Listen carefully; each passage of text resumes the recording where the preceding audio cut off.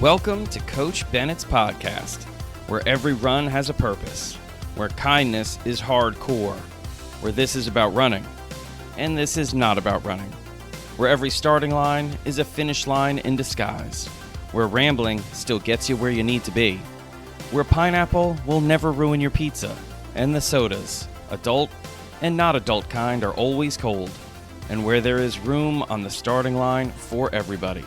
I'm Coach Bennett. Thank you for letting me be a part of your day. Let's get started. Welcome to another episode of Coach Bennett's podcast, and this one is episode 81. And I'm just going to say right off the bat, like I did at the beginning of episode 80, I'm excited. I'm excited about all the episodes in the 80s. Now listen, I'm excited about all the other episodes, but there's something about the 80s. They were just such a great decade. So good. Anyway, this is episode 81, and it's entitled Strength. Now, this is what I was thinking about as I pressed record for this episode, is that this is yet another one-word title for the podcast. I think I went like 60-plus episodes where there was not a one-word title for an episode, and now we've had a whole bunch. I'm just flipping through actually right now.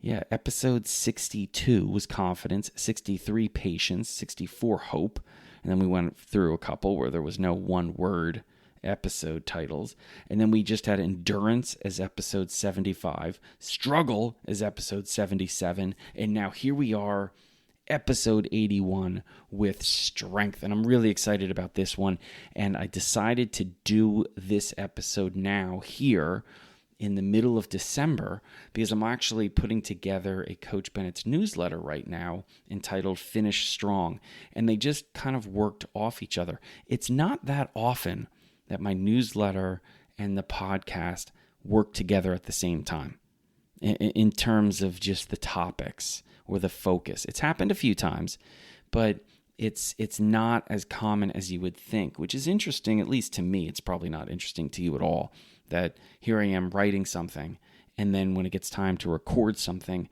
I think of something totally different. But that's just how it works. But this time, they're kind of cousins. You know what I mean? They're cousins, maybe second cousins. They're not totally related, because we're going to be focusing on all the different types of strength and what strength means and how you can get stronger and how you can strengthen your strengths and how you can strengthen your weaknesses.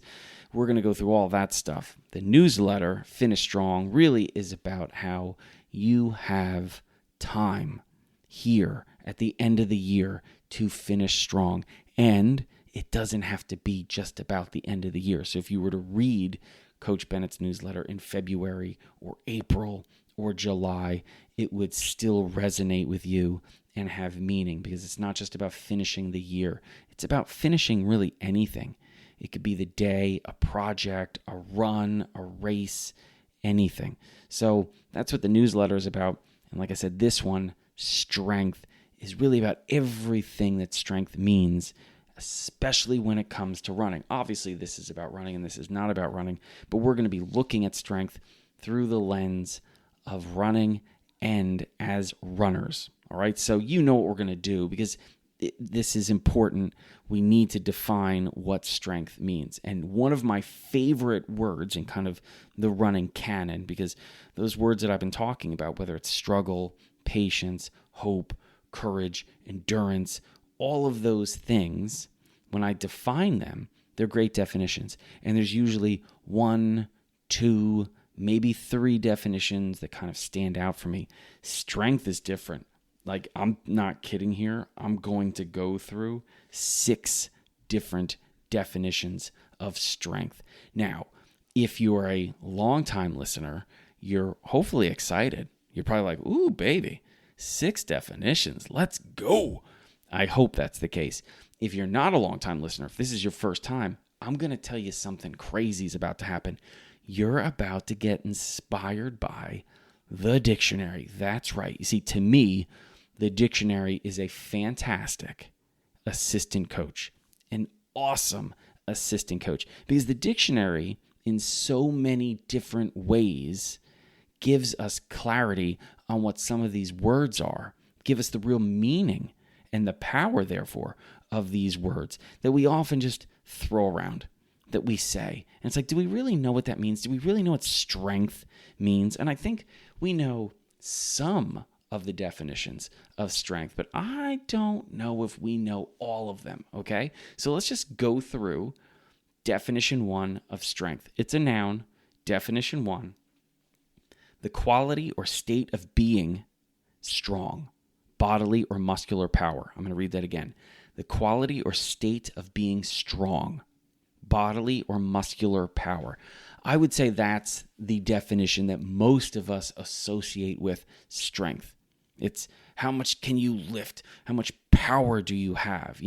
It's to me, it's the cartoon of, the dude in the Speedo who's like the weightlifter and he's holding like the old school bar. It's like the skinny bar with the 2 balls on each end, and it says some kind of like insane number on the side, like 500 on each side. And, he's sitting there and he's, lifting it with one arm. That's in my head. That's like the cartoon version of what strength means. It's a legitimate definition. It's obviously definition number 1.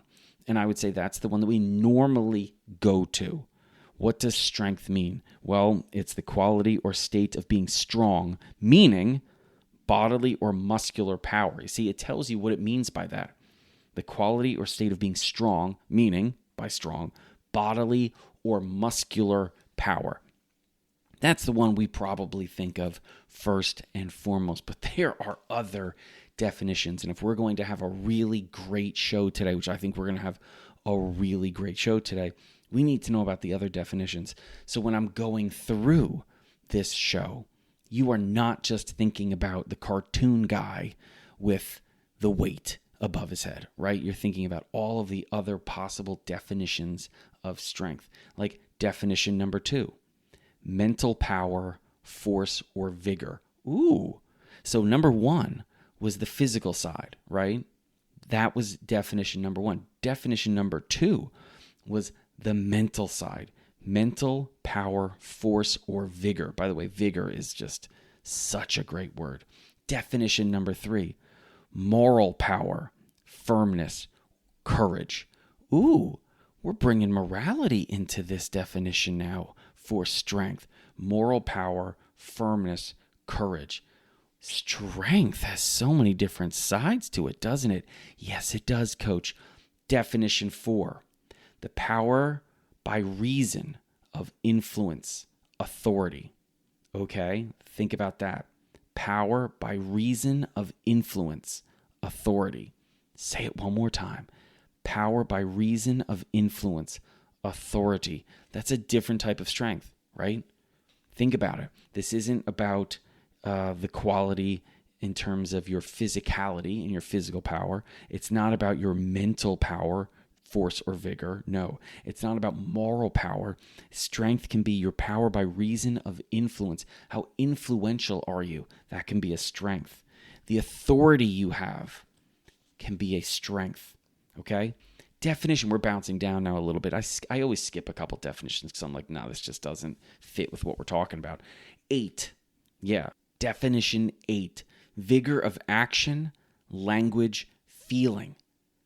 That is a definition of strength. The vigor of action, language, or feeling. Okay?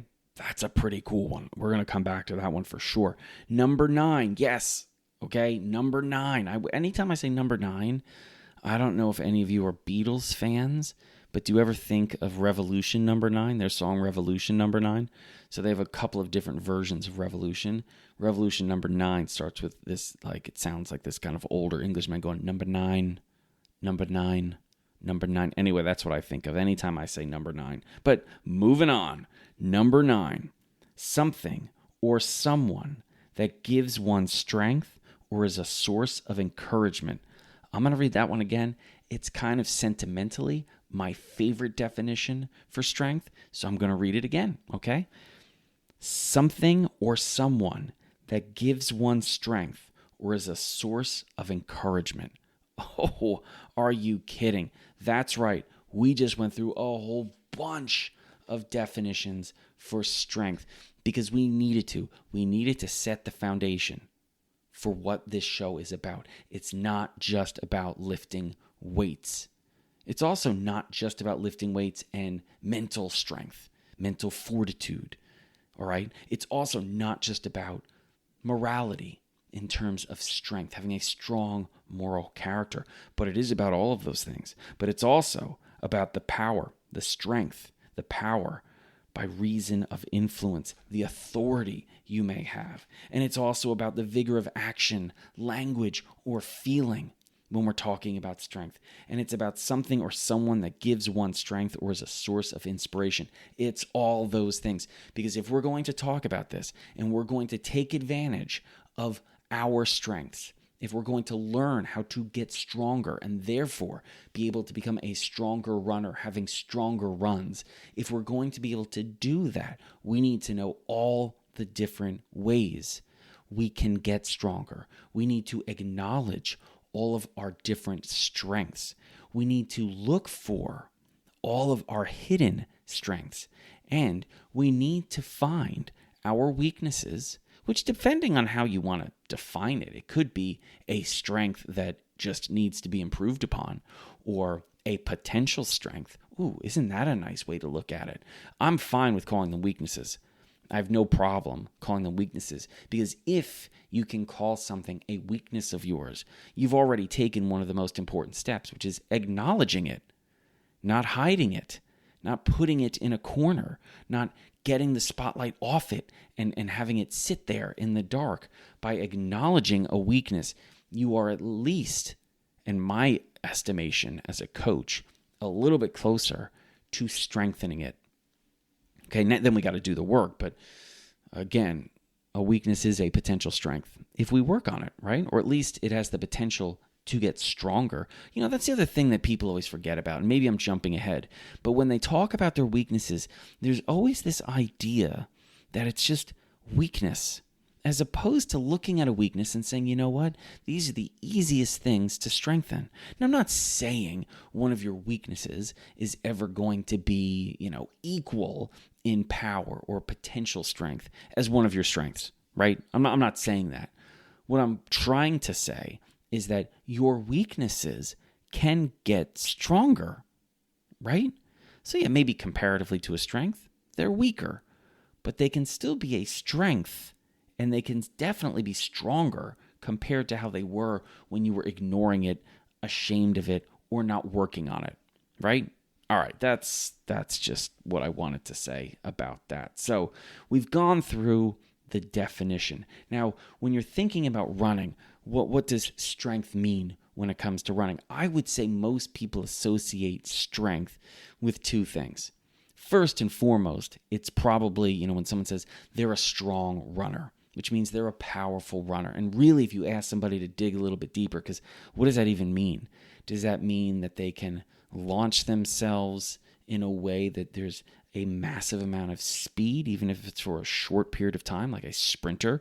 You would say that a 100-meter runner, or if we want to go to indoor track, a 60-meter runner, doing that 60 dash, they're really strong, right? Because it takes an amazing amount of strength to run that fast over such a short distance.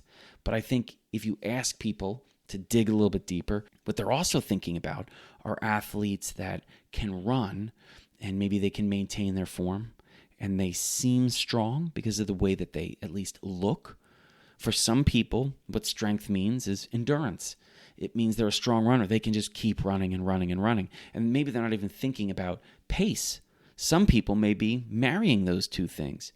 That idea of endurance, being able to continue to keep running and continue at a really good, fast pace. Now, if you've been listening to me long enough, where we screw up here is we forget that all of these things are hyper-personal.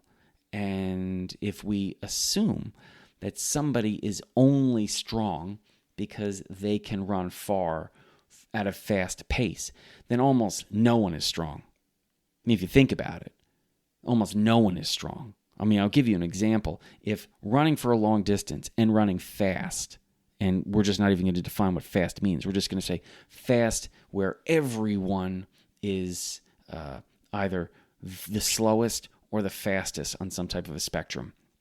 And we'll use the marathon as an example. And you could say, well, geez, somebody like Eliud Kipchoge, he's strong.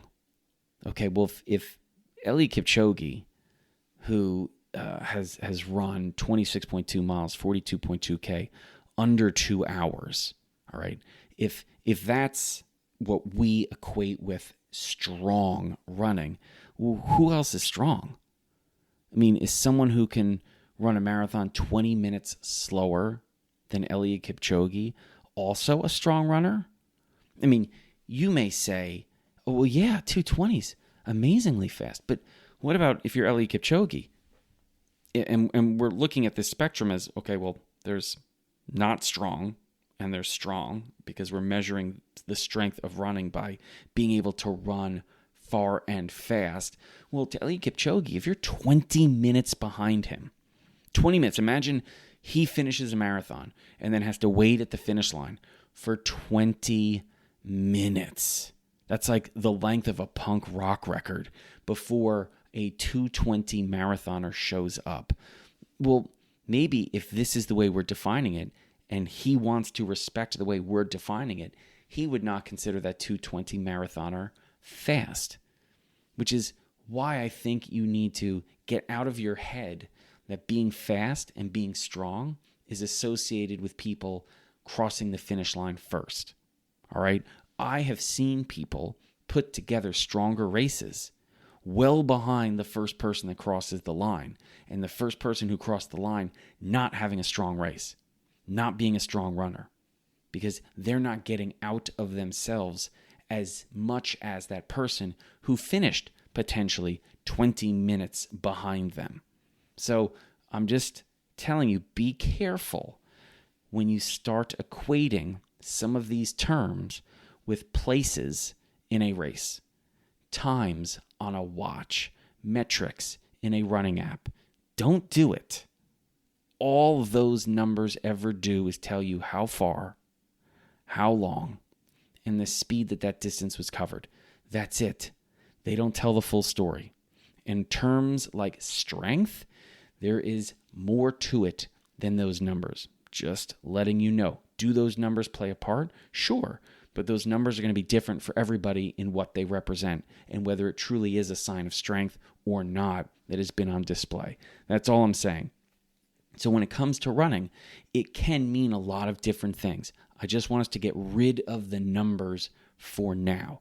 So over the course of this conversation, if I'm bringing up numbers, it's really just to remind you to stop thinking about numbers. Now, how do you use strength in running? Well, this is where all those definitions suddenly become really important to our conversation. How do you use strength in running? Well, I'm going to go back to what those Captain Obvious answers were just a few minutes ago, because those ideas come up first for a reason. Things like endurance and speed. And the reason why is because, like I said, definition number one has to do with the physicality, the strength when it comes to physical strength, that side of the equation here when we're talking about strength. So there is a part for that. So we use it in running so we can run long distances. Remember, personalize it for yourself. What is a long distance to you? Because here's the thing.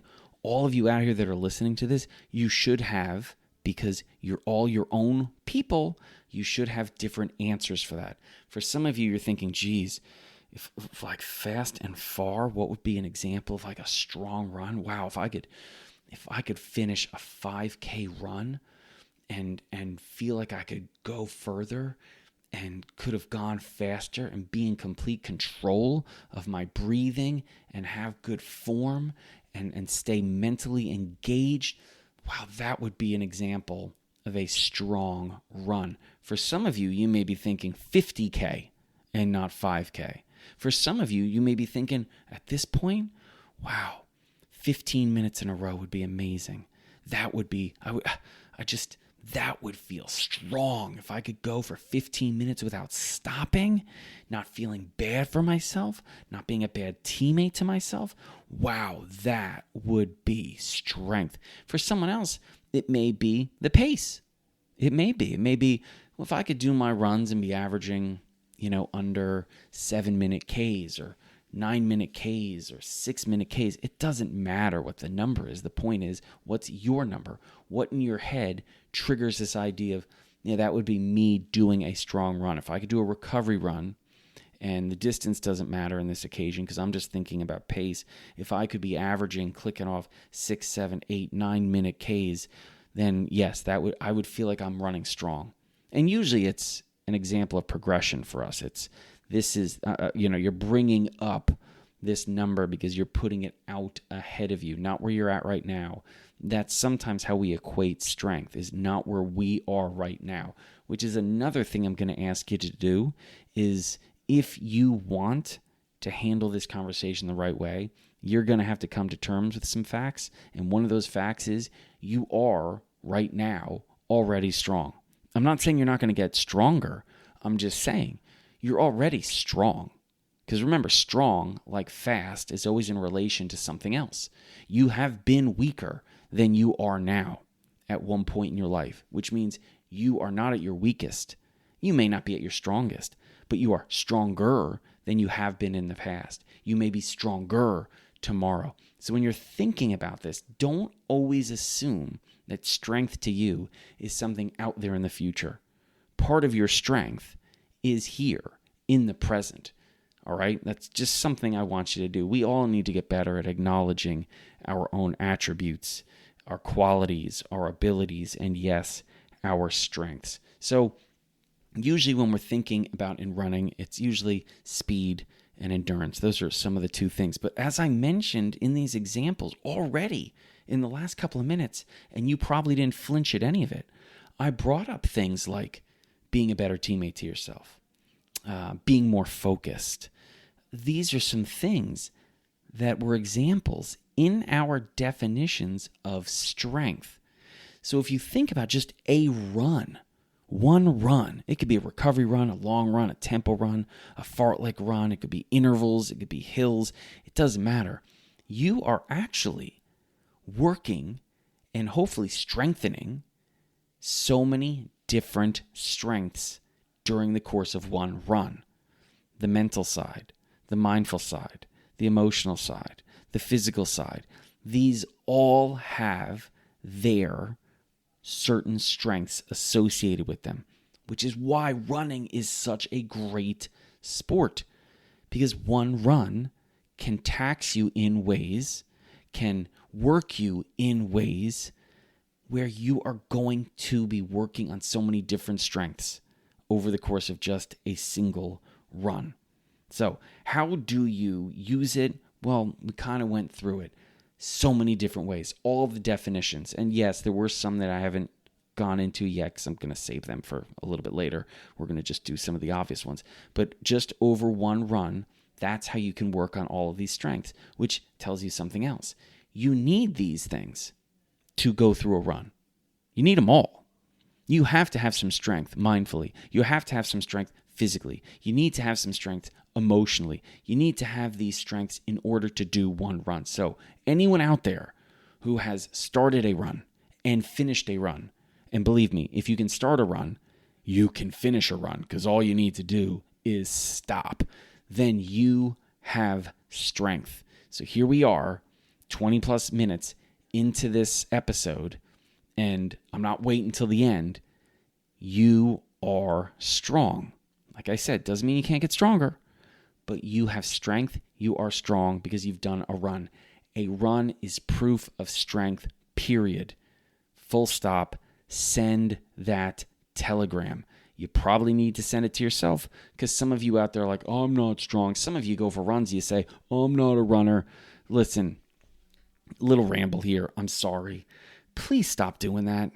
Please stop saying you're not a runner when you run.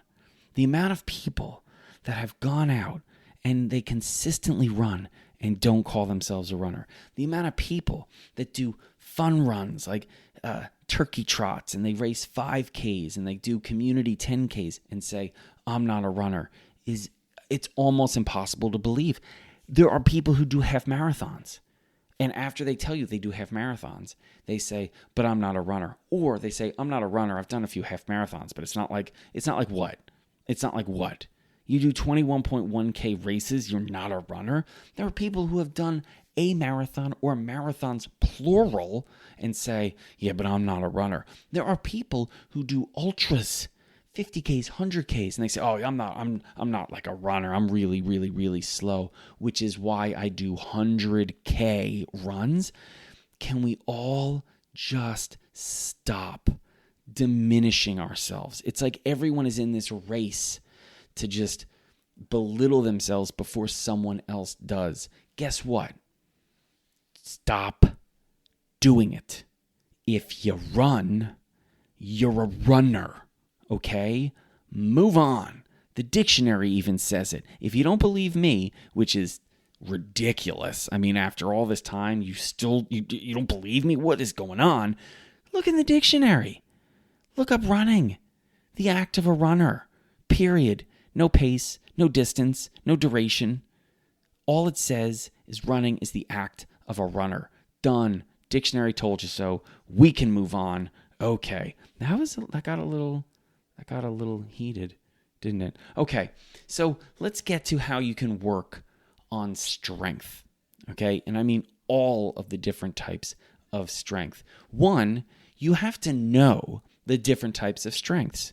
There are people out there that go for a run, for instance, and they don't realize that running is a form of meditation. Yes, if you acknowledge it, it can be very meditative, right? You can get very mindful out there on a run and have these blissful experiences of meditation.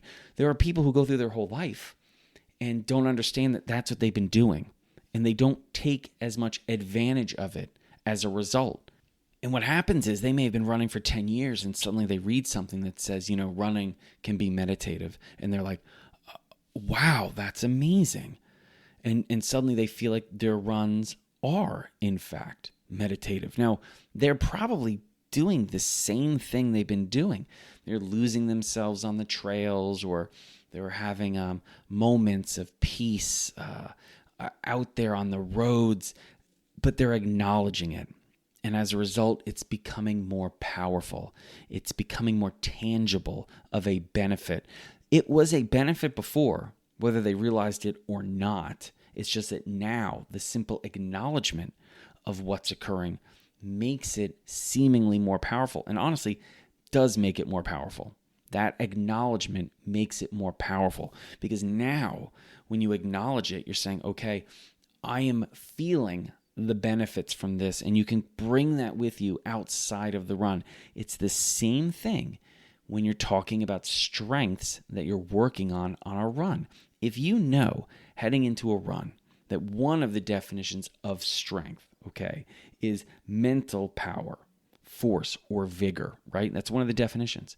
And you know that running is an opportunity to develop that strength, to work on that strength. Well, now when you head into that run, and let's say you're hitting a tough patch of the run for any host of reasons. It could be it's hot and humid, and you're trying to deal with the heat and the humidity from a great coaching perspective to yourself. But you also realize that mentally this is a little bit more taxing because it's just hot and humid. It's a harder effort you have to give physically, which is now demanding in turn, because they kind of work together, to be more focused and give more of an effort mentally. If you know this on the run, then rather blanching from, oh, geez, this is so mentally hard, you're thinking of it as, this is like the exercise that I'm doing. This is like lifting weights. Let's go back to that cartoon character who's lifting the silly weights, right? And you realize that while this guy in the Speedo is lifting the silly weights, he's getting stronger. His muscles are getting bigger. Now, I'm sure it's burning his muscles because it's starting to hurt because he's doing all of these curls and stuff. But you realize the benefit of going through some of that distress or stress that he's putting himself through by lifting weights, he's going to get stronger. It's the same thing when a run suddenly becomes mentally taxing. If you realize, okay, this is not meaning I'm doing the run wrong. This is part of one of the strengths associated with running being taxed. This is a muscle that I can work on, just like the cartoon character, to get stronger. So rather than running away, figuratively speaking, from the mental stress of a run, you actually run with it and realize this is how I'm going to get mentally stronger by dealing with this. This is what you should do on a run. Understand that every single run has the opportunity to work you out from a mental, moral, physical point of view, and so much more, which we'll get to. But the reason why I'm saying that is because some workouts are going to stress you more in some ways than others. Sometimes it's going to be the physical side that is really going to work you, and you're going to become physically stronger as a result of this workout. Sometimes, like I said, it is going to be the mental side of the equation that is going to tax you, and that's what's going to have the real push. That's where you're going to be really working that muscle associated with the mental side of running. All right, there's a few other things though to be thinking about. Like when you're on a run, let's say so many of you, if you run, whether you realize it or not, people look to you. They look up to you. They rely on you. They're inspired by you. They're motivated by you. So one of the things that a run could actually be working is the strength that is associated with you as a person in this sport, as an athlete in this sport, as a participant in this sport. I mentioned as one of the definitions, the power by reason of influence, authority, okay? Now, you may be looked at as an authority, and what may happen on a run, it may be taxing in that regard, because you're the one who's supposed to be leading by example. You're the one that's supposed to be offering help. You're the one that's supposed to be supporting the group. And guess what? Some runs, some situations, you're going to be taxed in a greater way in that regard than the physical side or the mental side. It's going to work on your strength of leadership, your strength of authority. And that's going to be the ultimate stressor. Hopefully you do this the right way and you become a stronger leader, a stronger authority figure. By the way, authority gets a bad rap. There's abusive authority, and then there are authority figures that are good for everyone, that are good for you. It's like when you walk into a hospital and you see someone that has a nurse, badge, that's an authority figure. And they're there, and you're giving them certain respect because they're an authority figure in that situation. As a nurse, they've studied, they've done the tests, they've been in the situations, they have the expertise. And as a result, we're going to defer to them and the authority that they have. Our hope is that they use their authority in a positive way. They use their authority the right way. It's the same thing when you're with friends in certain situations, because you have expertise that maybe certain friends do not have. They're going to rely on you, and they're going to expect that you don't abuse that power, that you don't abuse the respect they're giving you. The same thing happens on a run. It could be because you know the area more. It could be because you've established yourself as a more knowledgeable runner. These are all different things that happen out there on a run. So just know that every run there's the potential for you to work on all of these different types of strengths, which is really, really, really cool. And heading into every run knowing that is going to lead to having potentially a better run. Knowing this run worked on this strength. This run taxed me in this regard, which made me stronger in this way, as opposed to just, I can go further and I can go faster. I mean, you're just missing out on so many different ways running can make you stronger, right? And in that same vein, let's talk about how, those weaknesses that we mentioned, and I said, let's associate them as maybe less strong strengths, right?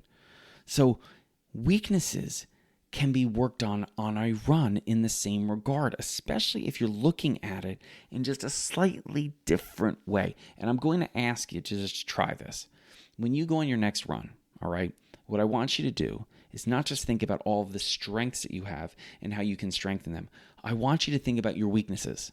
Yes, I want you to think about as many of them as you can remember, all right? And that's the fun thing here is, well, it's I don't know if it's fun, but we're much better at acknowledging our weaknesses than we are at acknowledging our strengths. So this one should be pretty easy. I want you to think of your weaknesses.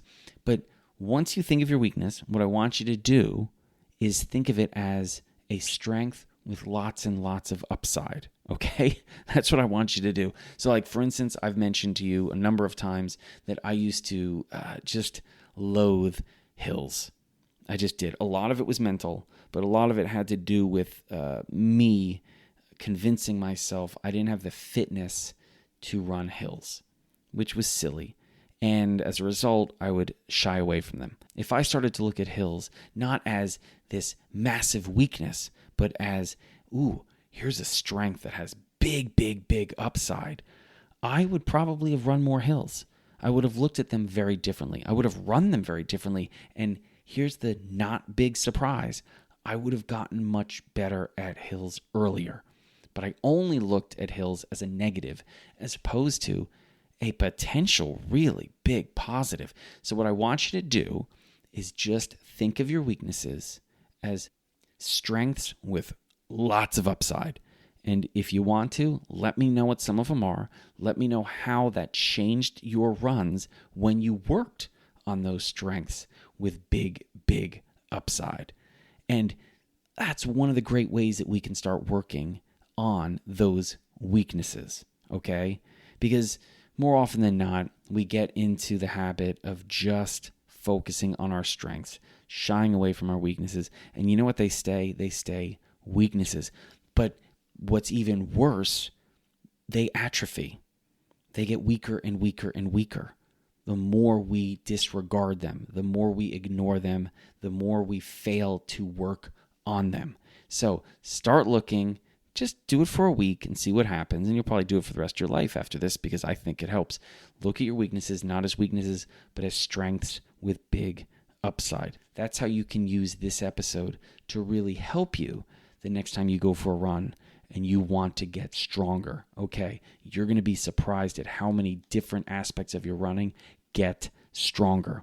Speaking of all the different aspects of getting stronger, there are certain things that I would like to say I consider examples of strength. Some of them popped up in the definitions. Some of them I think are tangential to the definitions or maybe alluded to in the definition without being said. So I'm going to go through a couple, but I'm going to break it down by kind of where we associate these strengths with the run. Now, keep in mind, you can work on any strengths at any point of a run. I just think that there's some that maybe are more commonly thought of as occurring at certain parts of the run. Like for instance, at the beginning of a run, motivation is really important. And I'm not just saying the motivation at the beginning of a run on the other side of the starting line. I'm talking about leading up to the starting line. Having motivation is a strength. Keep in mind, if you really want to have motivation consistently, you need to have many purposes to run. So that's another thing that I'm just going to kind of throw out there for you. If you want to be motivated, you need to have many purposes. It's not enough to say, I want to run a marathon, okay? You need to have more than just that as your primary motivation. You need to have more than just one purpose. Many purposes leads to more consistent motivation. But being motivated, that's a strength. And having motivation, that's a strength, right? And we associate that with the beginning of a run. So if you don't feel motivated, if you feel like you've lost motivation, this is what I want you to think about. Okay, opportunity to work on a strength, whether it's a strength with lots of upside or it's a legitimate strength and you're just kind of going through a period of low motivation, which is very common and is going to happen. Look at it as an opportunity to work on strengthening this aspect of your running. If you go into like the middle of a run, like to me, I think the middle, I always associate it with like being out at sea and you've lost sight of land and you can't see where you're going. There isn't land in front of you, so you've left land behind, it's gone. And where you're going, kind of the great unknown, that middle portion of the run, which we so often take for granted as being, I think, a courageous aspect for a runner, having this belief that you're going to see this run through, because it's too late to turn around. You know what I mean? It's too late. It's just like if you're at halfway, turning around is the same distance as if you go all the way. So there needs to be courage there. That's a strength. So if you're in the middle of a run and you're starting to kind of waver a little bit, rather than beating yourself up about it, look at it as an opportunity to strengthen the courage aspect of your running. Believe me, that aspect is needed throughout a run, but you really find it in the middle. Can I commit to this here when I've lost sight of land? Yeah, pretty badass. You go to the end, and I think endurance at the end, when we really start to, get fatigued because we've been running for a while. It doesn't matter if it's at the end of a 20-minute run, 60-minute run, 90-minute run. It doesn't matter. Based on your fitness level, there comes a point where you're starting to waver on the endurance front, right? You're starting to wonder, like, can I continue? Can I keep going? And that's where that question of, can I endure this? Well, rather than shying away from it, or rather than dismissing this as you being weak, no, look at it as, oh, here I am, like that cartoon person lifting weights. Yeah, it's starting to get difficult. This isn't a sign that you're weak. It's a sign that you're working on getting stronger. That's why at the end of a set of curls, the cartoon guy is starting to get fatigued. Great. That means he's doing this the right way. So look at that part of the run, that end of the run, where you're starting to question whether you can keep going, as an opportunity to get stronger as a runner. And here's the thing.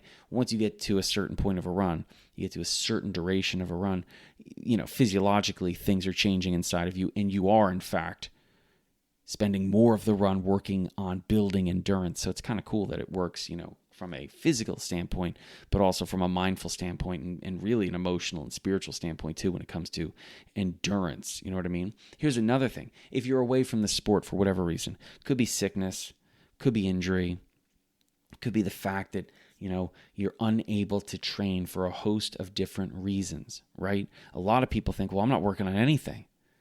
If I'm not running, nothing is getting better. All my strengths are getting weaker, and my weaknesses are getting weaker. That's not true.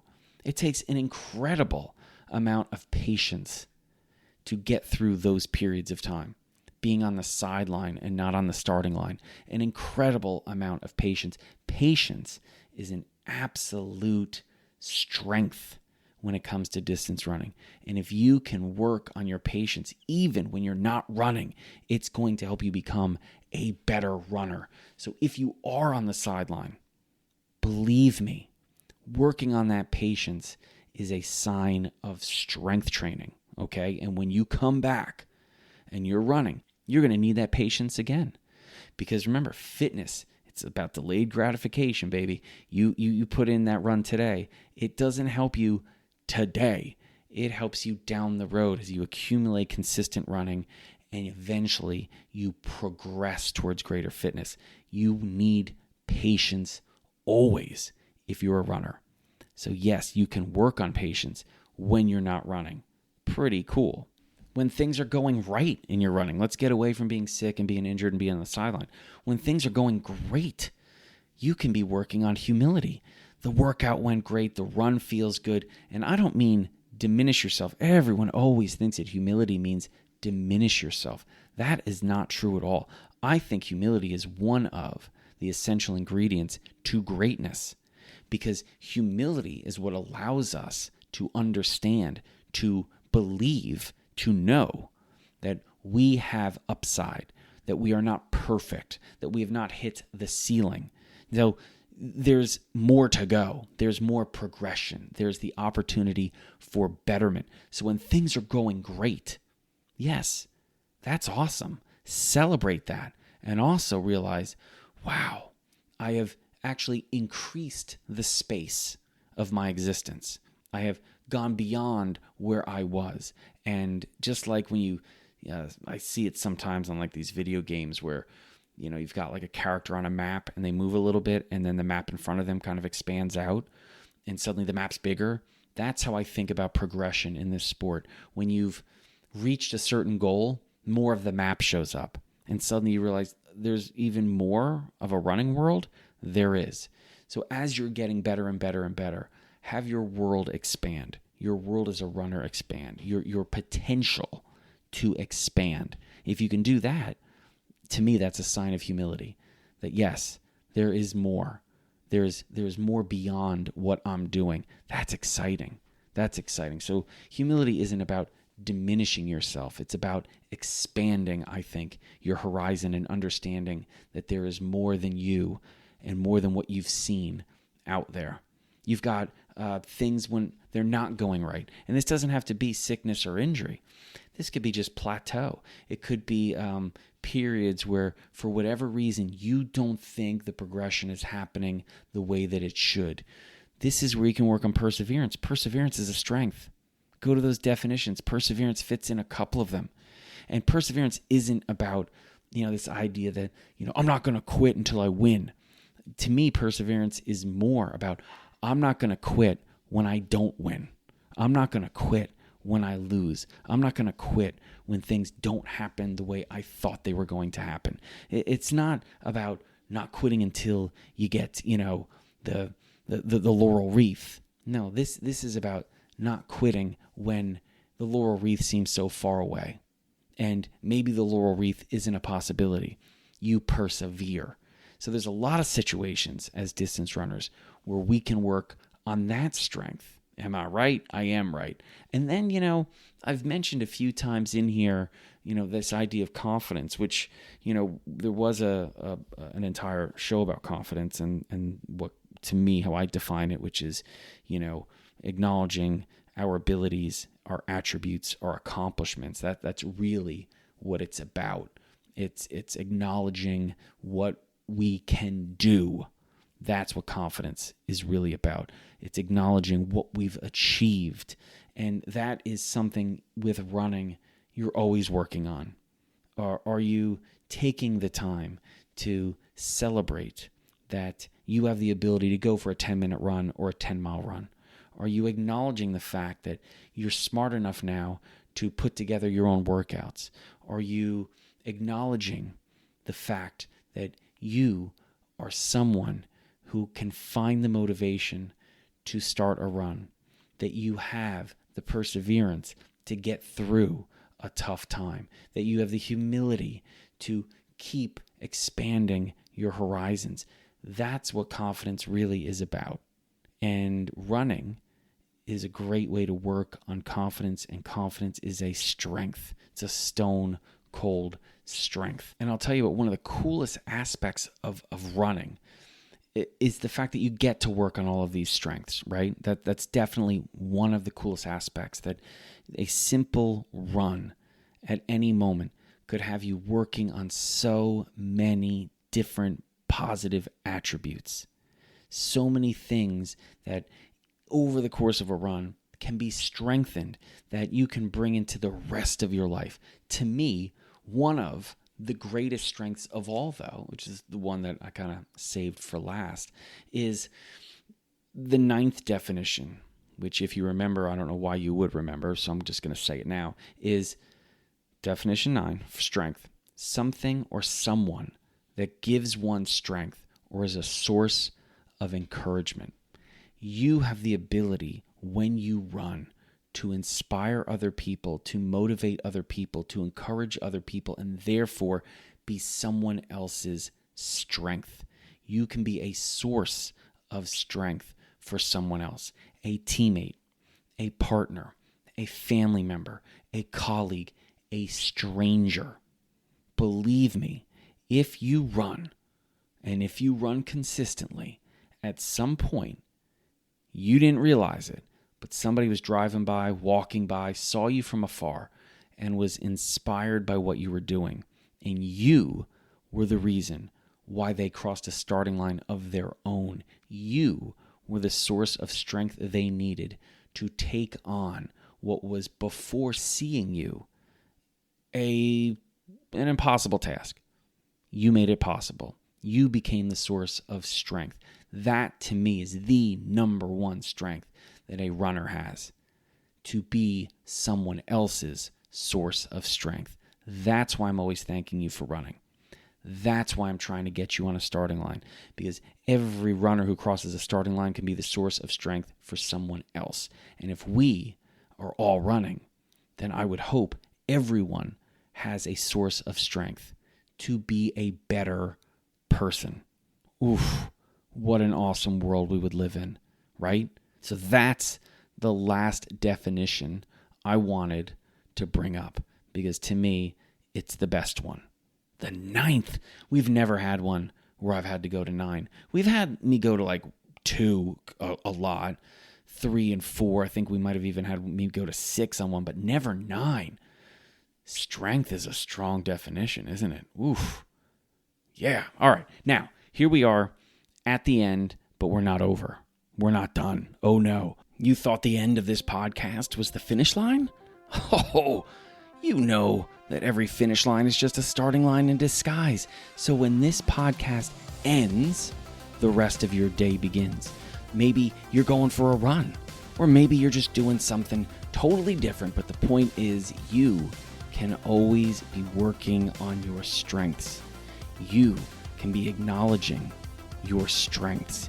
You can be looking at those weaknesses that for a little while we're going to be looking at as strengths with big upside, and you can be getting stronger. So, yes, this podcast may be coming to an end, but everything that you've learned over the last 40, 50 minutes, whatever this podcast is, I'm hoping you bring into the rest of your day. So thank you for listening to another episode of Coach Bennett's podcast, and hopefully this is ending with you a little bit better than when you started. I know I'm ending a little bit better than the way I started this. So thanks for making me better. Cheers to you, and until next time, take care of yourself, take care of each other. See you on the next starting line. Thanks for listening to Coach Bennett's podcast. And if you're not already subscribed to the show or set yourself up as a follower on any of the podcast platforms that are hosting the show, I would hope that you do. And check out the show notes, because it's there where you're going to find any links that I referred to during the show, as well as links to where you can find me on social media, places like Instagram, Blue Sky, Threads. There's even a link to the Coach Bennett's newsletter and the 2 Coach Bennett's merch stores. So make sure you check out the show notes after the show. Thanks again for listening, and until next time, go run with joy.